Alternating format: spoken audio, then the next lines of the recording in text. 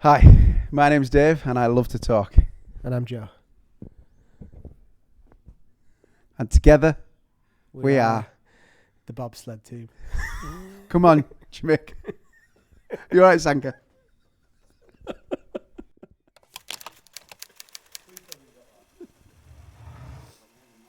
Hi, I'm Dave. Hi, I'm Joe, and we're the Dunwells, and you're watching Assembly Point. What's new in the world of the Dunwells? We have just released our brand new album, our fourth studio full-length album that we recorded from the studio. It's called Tell Me What You Want, and it came out on the 19th of May, and we're really happy with it. 2 years in the making. Yeah, mega proud. Why an album, not a single release? And is an album format still relevant? It's a big question, that one. I think in our industry, I would say that there are people that would say that we don't...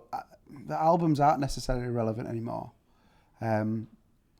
It's a singles world, it's a streaming world, but the reality of it is that as a music lover myself, I can't wait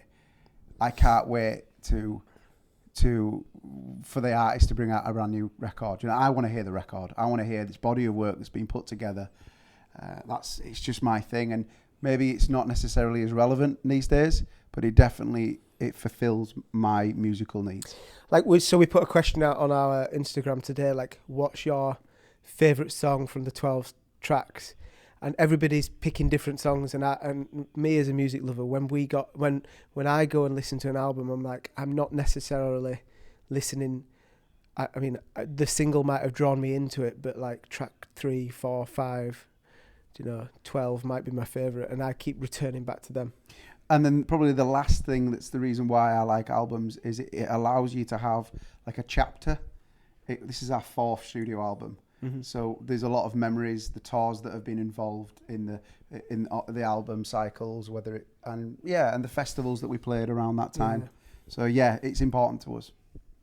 What drives you to keep writing and releasing music?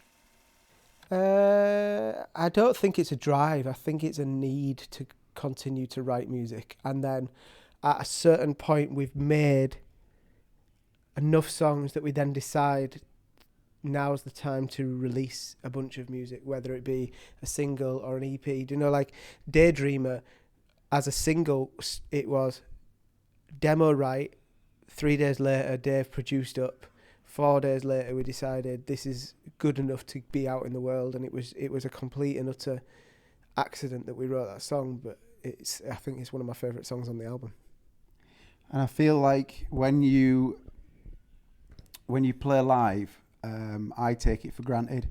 When you go through periods of time where you're not playing live as much, I start to just feel like my energy levels are dropping. I don't feel like I can't quite pin it down. I just lose a little bit of who I am, and then I play live shows, and then I find this energy back again, and I'm really excited. And then as a live performer, there is nothing better than continuously refreshing them set lists. And the best way to do that is to be in the studio and keep writing and making more music, primarily to get out there and play them live. And like I said, it's a need to write. So we've written for other artists, with other artists, for ourselves. We've written with other artists for themselves. We've written this year alone. We've written a musical which comes out in November. We have written songs for a pop band called Since September, who are on an arena tour at this moment in time. We had 5 songs on a number 5 UK chart-topping album with Lucy Spraggan. And national brands using our music on their commercials, popping up. So, writing's our thing. We love it. What differences are there in your music now to when you started out? I think we've got the same love for the genre and the style, the folk indie, acoustic guitar singer-songwriter meets a band, has that feel. I think the difference for me is the confidence. So the sound really hasn't changed dramatically over the years, but I love the sound that we make, and we've got a fan base that loves the sound that we make, so that almost gives us the confidence that we are on the right path, doing the right things. So it's like every album I feel is getting more and more confident as the years progress. When we first recorded our first album, Blindsided Faith, we went to Austin, Texas, and we recorded that one. We probably had 15, maybe 16 at a push songs to make a 12-track album. Mm-hmm. Whereas the big difference now is we're just better at what we do. We spend more time at the craft. Our musicianship has improved, and our well of songs to choose from to create bodies of work like albums and EPs.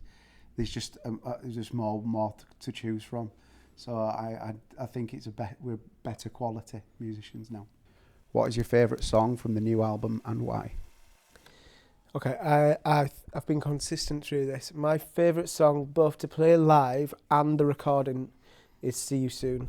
I just think the message behind the song is, it's right for now, right for this moment in time. You know, like I feel like mental health issues are on the rise. I feel like that now more than ever, you just need to reach out to a friend or a family member or somebody that you've just not talked to for a while and go, if you get one of them, if you get that spark of inspiration to go, I hadn't spoke to so-and-so for a while, I would suggest call them first and foremost, just to check, because that thought's popped into your head for a reason. And I feel like with social media, there's a line in it, in the song, and it kind of suggests about social media and how we always post our perfect moments, almost to say like we're not sad or we're happy and we're living our best life, but really behind that picture, it's kind of covering up. Yeah, it's covering up a lot, or it could be covering up a lot. Yeah. Mine is, I've got like moments of a few different songs, because I like Temptation is very much driven by this nylon string guitar. We talk about it in a lot of interviews. One of our biggest influences is our parents, especially our dad from a musical background. And he would play his nylon string guitar constantly to us. He's a classical guitarist, and the sound of this guitar, especially because he gave us the guitar for the studio, that one really stands out, and also it feels really well crafted. There was a lot of thought that went into that song. But also the same as Joe, I mean, I feel like See You Soon is definitely one of our best lyrically, the songs. And I'm cheating because I'm taking more than one, but Tell Me What You Want is the title track of the record. It was a track that came together in a really short period and then got shelved for a really long time. It was something that we had an idea in our head that we wanted to write for a purpose, we had a visual in our head that we were writing for. And for that reason, making it on the record, it fills me with quite a lot of joy, because there's quite a lot of other songs there that probably will have the same life, and I'm really glad that we brought it to life as an album track.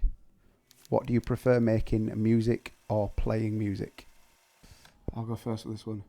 I have been all my entire musical career, I've always been about get the songs done, get out on the road and play. Mm-hmm. But over the last 2 or 3 years, I walk away from this room especially with an absolute buzz for how my day's just gone. I genuinely, when we put a song that we are out there in the world that we are truly proud of, and it doesn't go anywhere. It's on it's on Spotify. It's on our SoundClouds. It's a file that we're sharing around. It don't change, and then it becomes little soundtracks to your own life. That feeling to me now has become probably bigger than actually standing on a stage and performing. I don't know if that's a natural evolution, but for now, I'm preferring it in the studio. I would agree with that, but there is a mix to it. It's like when you say why do we create, and I say it's a need. There's obviously a need to make a bunch of music and then take it out on the road, and I'm looking forward to going on tour in October, taking these new songs on tour in October and September, going to America, and then hitting the festival circuit next year. It's almost like we've now got this new, not lease of life, because we've never dipped, but I just feel like we've got this. There'll be like 4 or 5 songs that will become staples in our live scene. The album is called Tell Me What You Want, but what do you want from the album?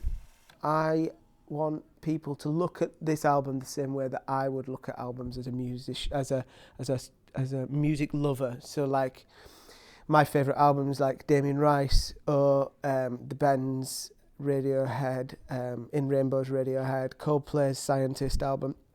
I would listen to those albums in their entirety, and I'd go, that is a piece of art, and I would then talk to my friends and share these songs with friends and with music lovers, and I want my album, Tell Me What You Want, to have that same impact to the audience out there. So natural growth and its truest form of sharing music.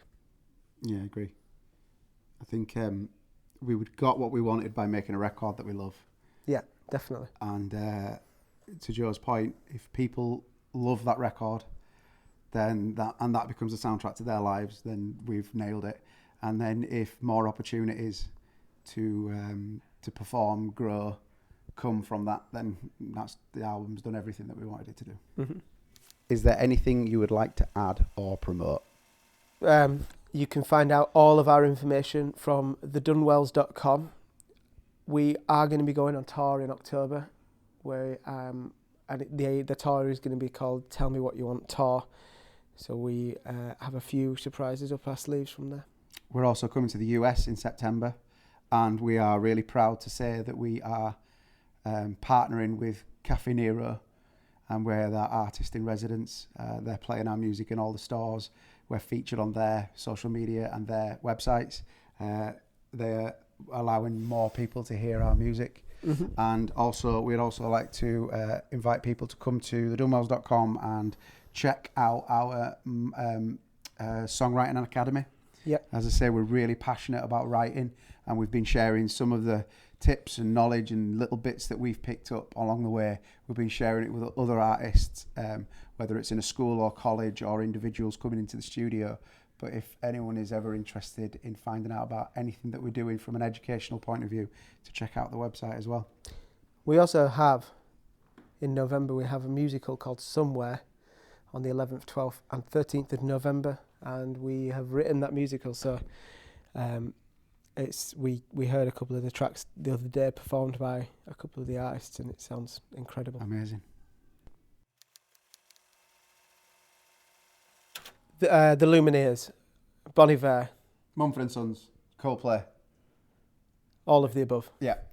On one stage at the same time. Yeah, and we're headlining. Yeah. 13.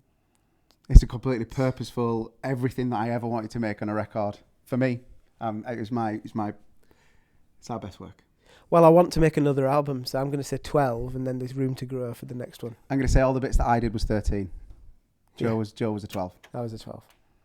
Definitely me. Definitely Joe. Definitely. Have you seen him? Seen those guns? They're not for sure. He sometimes runs in on his hands. Weird. He's never done that. Digital. Digital. We've done this entire album on digital, and I love the fact that you can take a laptop anywhere in the world, create, write songs, and the majority of our songs from demo form then make it onto the album, because there's some natural gold. You know, it's like trying to recreate those demos is really hard. Yeah, I agree. Henry Jameson, I think he's, say he's an up-and-coming artist. I feel like he should be bigger than what he is. I think he's on his 3rd album's just come out now, but he's an incredible singer-songwriter from America. There's tons, really. There's Billy Lockett. There is Victoria Canal. There's ADMT, who is the drummer of our band. He's got such a stunning voice. And he's got singles, EPs out, singles. Yeah. There's this band called Solo Choir. Worth a look. No, there's tons of loads of great bands in Leeds at the moment, and yeah, check them out. Thank you, guys. That was a really good interview. Guys, thanks for having us. Just ask me all the questions again. We're going to cut him out.